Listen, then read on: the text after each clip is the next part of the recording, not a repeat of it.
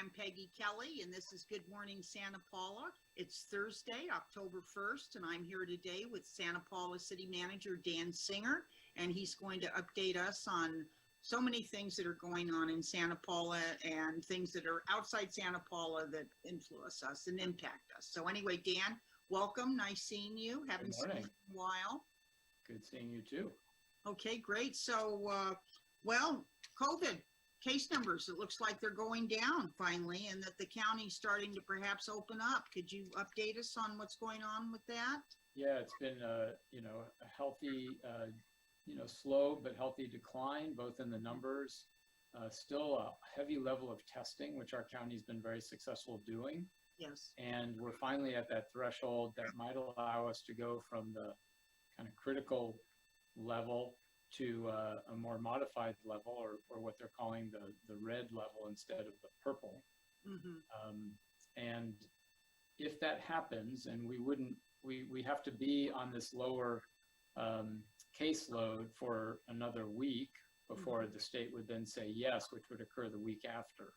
So hopefully a week is what's happened. We're already been on that lower tier for 1 week. in Right. those numbers for a week. Okay. So hopefully by, no later than mid-October, we'll see that occur. And what that means is that our restaurants will be able to start having limited in-store dining. Mm-hmm. Athletic clubs, workout facilities would also be able to do the same. It would be at a limited capacity. So there is, some modifying that those restaurants will have to do, but it's still, as we get into the shorter days and the cooler weather, yes, nice to see us migrate towards being able to support both indoor and outdoor dining. Mm-hmm. And I think isn't the magic number 25%, or is that, or and that would apply to restaurants and maybe movie theaters and Correct. Venues. Yes. For the workout facilities, I think it's only 10%. Yes, well, that makes sense. Excuse me. Yeah. But 25%, you're right, for the theaters, for the restaurants, et cetera. Mm-hmm. And of course, the city's done a great job of working with all the businesses and helping them move their businesses outside. And I know quite a few of them really like it. I know the public's reacted very well to it. And yeah, it's been great this past weekend, although I wasn't in town to enjoy it, but we had been inviting, the chamber's been working to invite vendors to come out and use that section of Lower Davis Street right off of Main, next to the bank in Rabelais, to do, almost like a little farmer's market, but not for produce, as opposed to like gift items and crafts and things like that. We're hoping that'll continue. It's a great use of that space there. And, and speaking of that space, or why don't we talk too, though, first before we talk about Davis Street. But now you said too that with the different COVID, with the declining COVID numbers, now we're also opening up the playgrounds. Yes, that is correct. In fact, we just this last weekend were able to open them up. We are doing daily cleaning. We're still encouraging children over 2 to have a mask on. We're asking people to, sanitize their hands and, just take the common sense precautions that we've all now come to believe are important. And then every day we'll be cleaning those playground surfaces, disinfecting them. Are the kids' play areas open as far as like the thing that you wheelie around in and all well, that? yes. Or are they still closed? Yes, those would be opened. Oh, but great. what's not opened is our other play areas in our parks, for example, basketball courts, Right. that sort of thing. Hopefully that'll be just around the corner. Mm-hmm. Absolutely. And of course, it's up to everybody whenever they go out or take their children out. Everybody's got to wash their hands and social distance as much as possible. Make a point of it if it's not somebody with their household, and wear their face coverings. And like you said, children under 2 don't have to. But, the only way we're going to continue to step forward with this is just keep it up and keep those numbers coming down. And everybody's very pleased that a lot of people have.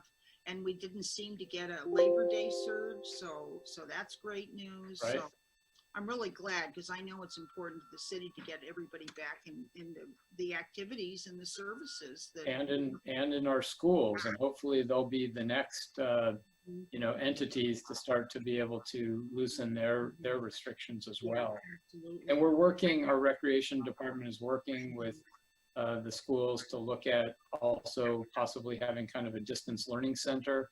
That would That's something that we may be in a position to unveil in October. We've already actually started a number of classes.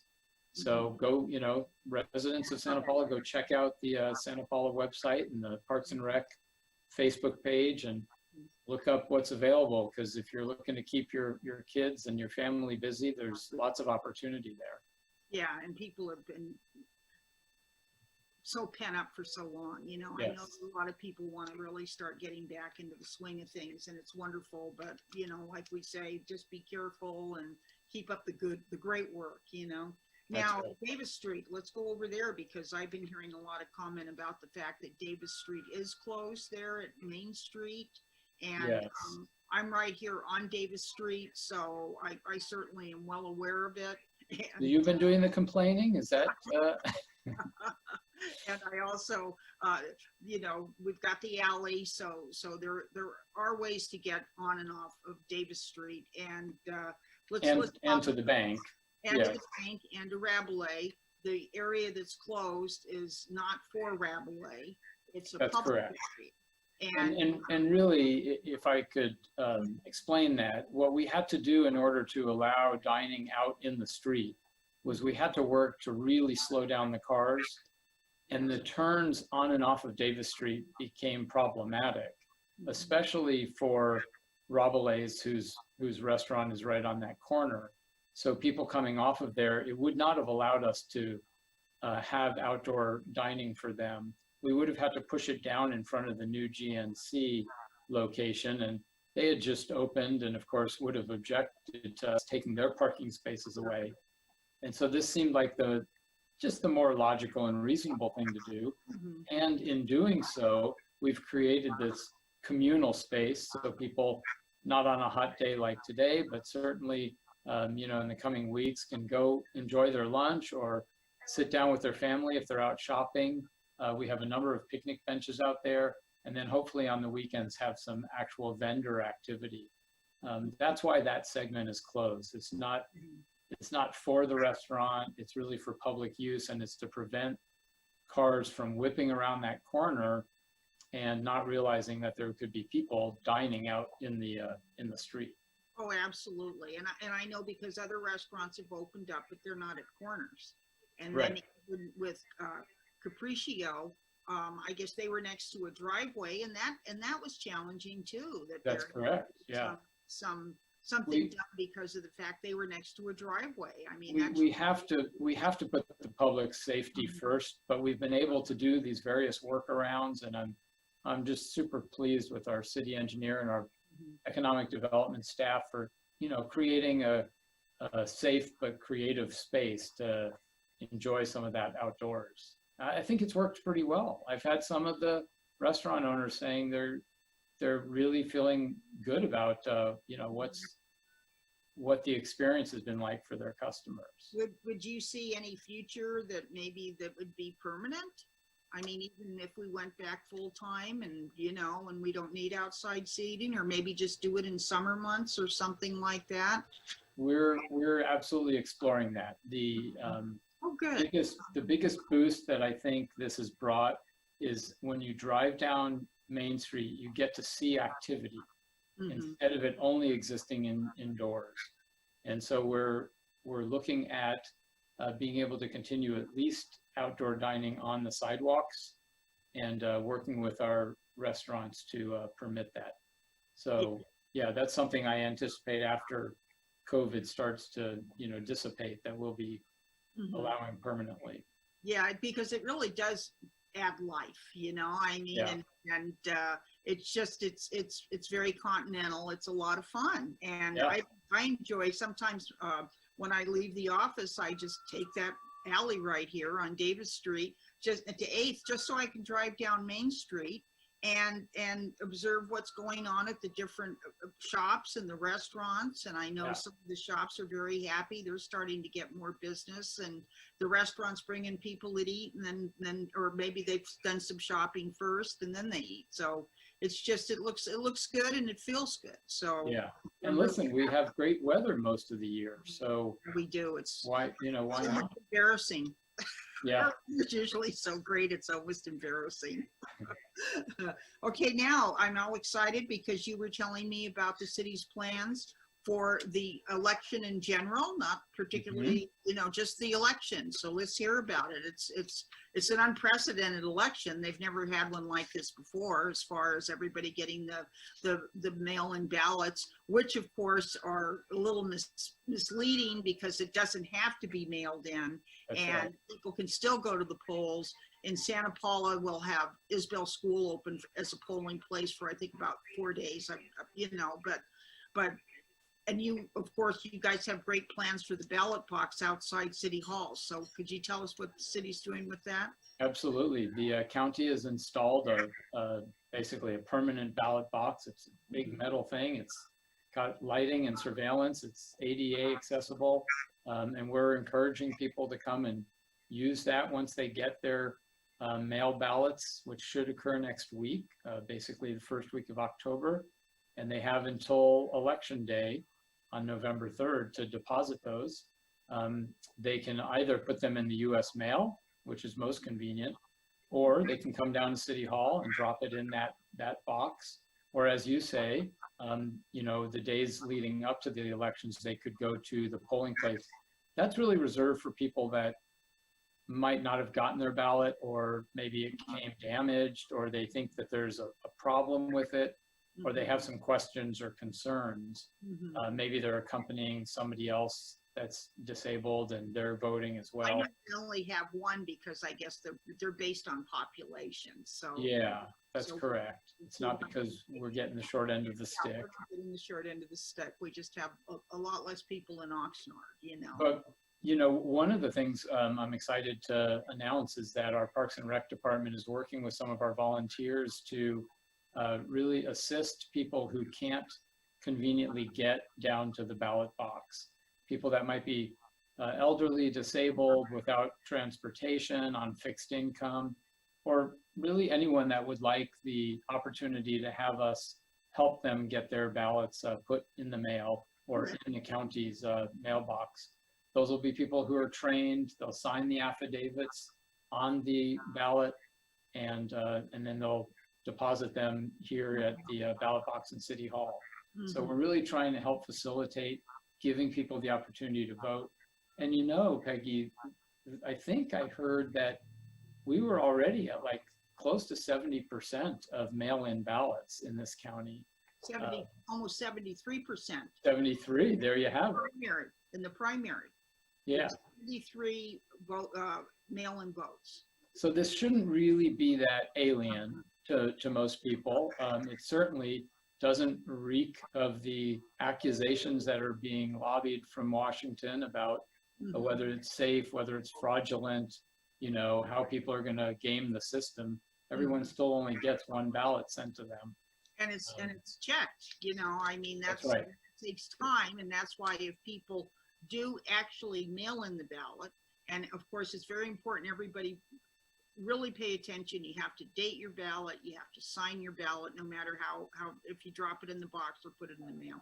Yeah, so important that it gets signed. There's no excuse not to. And they would like people to mail them if possible by October 20th, because that'll give them more time, because, they do have until Election Day, can be postmarked Election Day. And, but, that'll hold up the count too, and then they check all the signatures, they compare all the signatures, and they've got, it's amazing how they do it. And it's important. We have a number of local, not just, national and state elections, but there's a number of local positions. We have 2 council seats and 4 people running for those seats. We have 3 members of our school board with seats. And I'm pleased that the League of Women Voters and the Chamber of Commerce are sponsoring forums last night, the first forum for the Board of Education and the College District was held, and those will be broadcast on KADY TV. And if you want to view them on Channel 10, they'll be repeated. On Monday of next week, October 5th, we'll have a forum for the council seats, and that too will be broadcast and replayed as well. It's a great opportunity for the public to hear from the people who ultimately may represent them. Absolutely. And I think Monday, I know that they will be rerunning it, but if people want to actually attend it via Zoom, they have to register. I believe that's true. Yeah. Yes. And so, and that will be spread all over, and we'll post it on the Santa Paula Times Facebook page.